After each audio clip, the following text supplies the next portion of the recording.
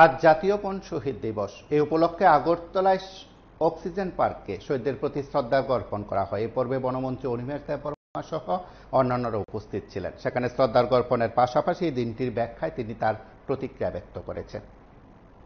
আজকে আমাদের ফরেস্টে যারা শহীদ হয়েছে তাদের শ্রদ্ধাঞ্জলি দিবস এবং আমাদের ফরেস্ট ডিপার্টমেন্টের ইতিহাসে ত্রিপুরায় 5 জন আমাদের অফিসার মারা গেছেন, শহীদ হয়েছেন।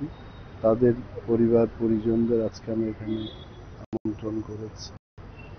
ফরেস্টের সমস্ত অফিসার, পিসিসিএফ থেকে শুরু করে নিচু তলার ফরেস্ট গার্ড পর্যন্ত যা চাকরি করছেন তারা মোটামুটি সবখান থেকে শ্রদ্ধাঞ্জলি দিবসে এসছেন এবং শ্রদ্ধা অর্পণ করেছেন।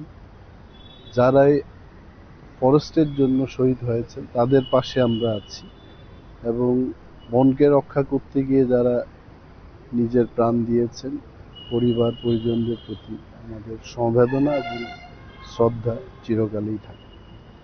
এই বার্তায় আমরা দিতে এসেছি।